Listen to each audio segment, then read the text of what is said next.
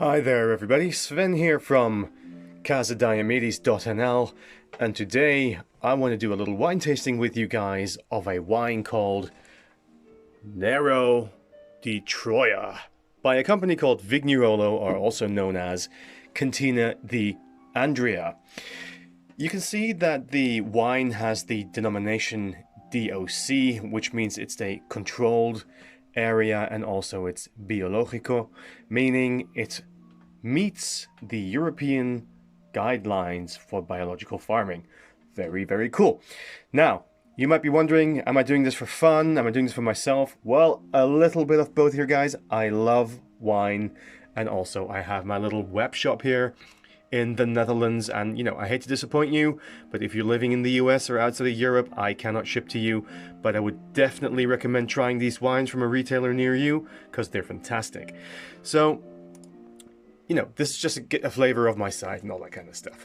But let's dig into a bit of history on the wine. So the wine comes from a region in Italy called Puglia. And actually the Castel del Monte, as you can see here in the background, was built by a person called Frederick II, who actually built this specifically in the south of Italy. So around this castle, which is one of the tourist hotspots, and you can, as you can see on this website, go and visit a whole bunch of places in the neighborhood like Altamura and others.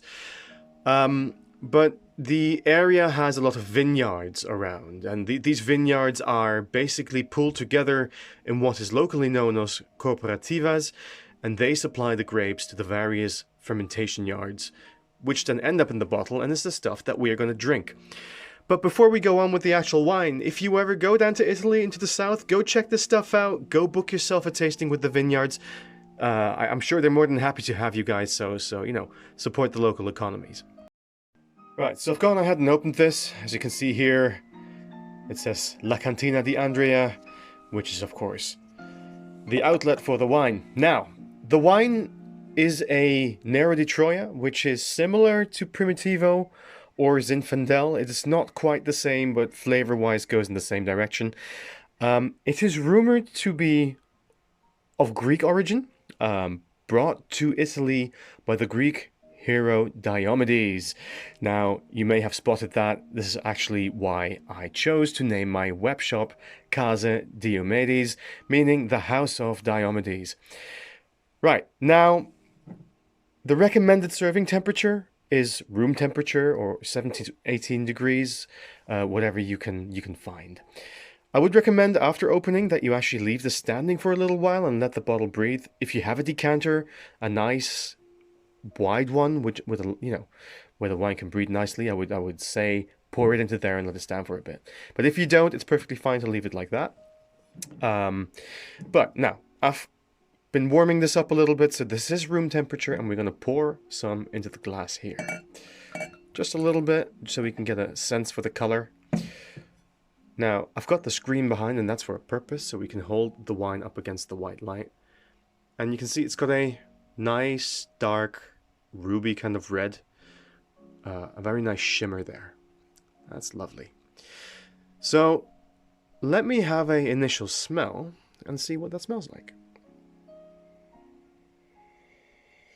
I'm getting a sense of dark morello cherries, quite faintly.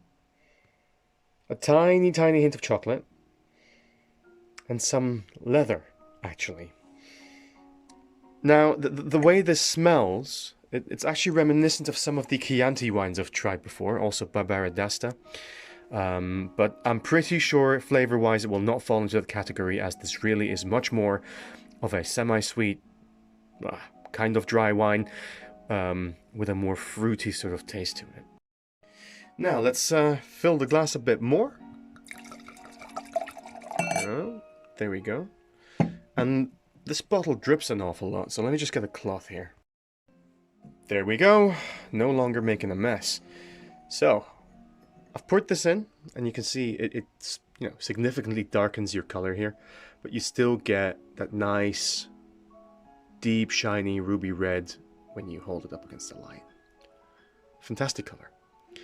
Now, let me have a first try of this then.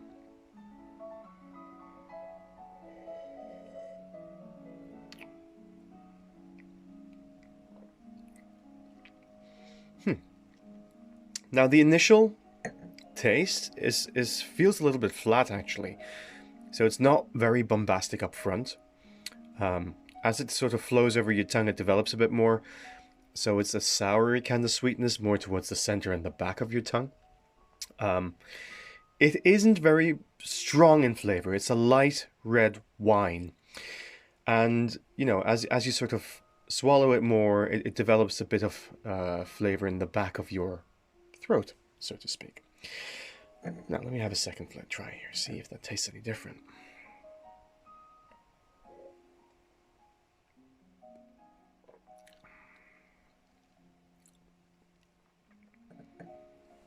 Yeah, sort of cherry, leathery, oaky. Not as sweet as other Nero Di Troias I have tried.